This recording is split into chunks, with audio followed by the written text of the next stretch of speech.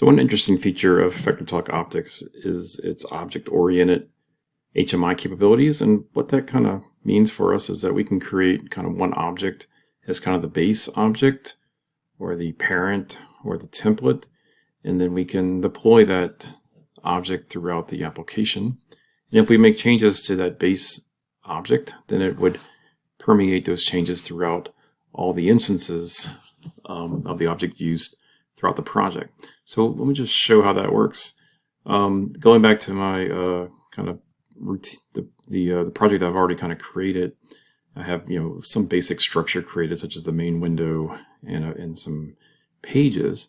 But what I could do is I can come up to UI, right-click, say New, and create a new folder.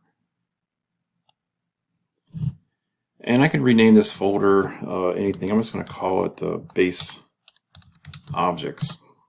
And the idea of a folder is simply just a place to help you organize content in the project. And then under Base Objects, this is where I'll go create that base object. And basically we're going to create a new container.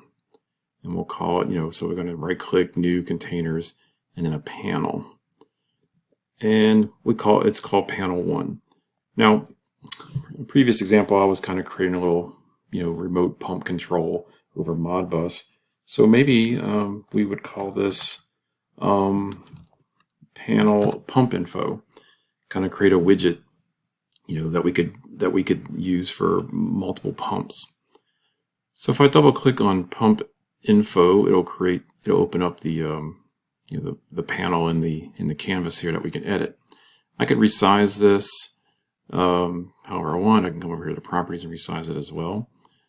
Then I can put some objects on here. So for instance, I can right-click, say New, Base Controls, and I could put a linear gauge. And I'll have to resize it to fit in here. And then I can right-click and add some other things, such as if I wanted to put an LED, show the pumps running or something.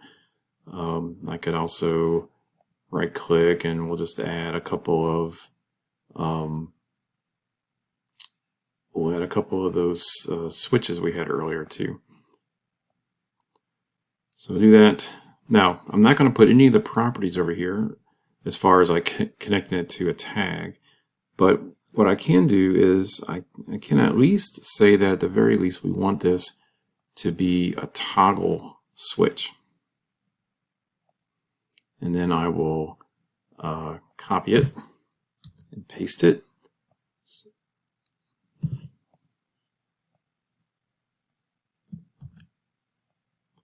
So we can have two for start and stop. And then the last thing I'll do just to show is we'll add a label. And I'll call it Pump X. All right, so now we have our kind of our pump info base object created. Now if I come back up here to our pump panel, so this is kind of the panel that gets opened up in the main window, I can actually now right click on here, and when I say New, I now have a folder, or I have a menu object, or a menu called Base Objects, based on that folder I created, and I can choose the pump info object I created. So there is an instance of that pump info. I can right click on this, say copy, and choose to paste it, and I got another instance. I can also come back to here to the right click on the panel name, say New, and go to Base Objects and Pump Info. So I now have three instances of this on this one panel. Now any one of these, so they're all copies of each other, but they're completely independent of each other. So if I were to go ahead and start the emulator, we can see that if I were to change the one in the middle, it didn't change the one on the left or the right. So they are, even though they're clones of each other, they're completely independent of each other. Same thing if I were to turn on a few of these start and stop switches. Now, if I want to go ahead and make some customizations to one of these, I can unlock it. And then let's say I wanted to change the scale on this one to be 50 versus 100. Let's say I wanted to make this LED another color, like blue, and maybe put the switch like that. Then I can lock it back. So I can customize each one. Now if I go back to my base object, my pump info, let's say that I now change this to become a rectangular LED. And let's say that I change this now to be a maximum scale of 200 versus 100.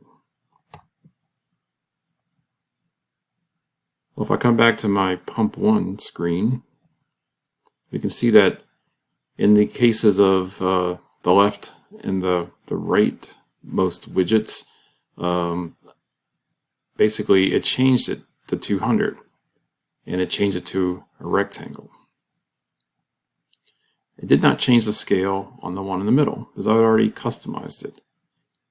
It also did change the LED to a square, so it did keep that property, or did update that property, but it kept it blue because I had already told it to be a blue LED. So this is pretty nice and pretty interesting. We can create one object and then deploy it throughout, and then customize it individually. But then certain properties from the parent will get permeated throughout all the instances that have been used throughout the Optix project.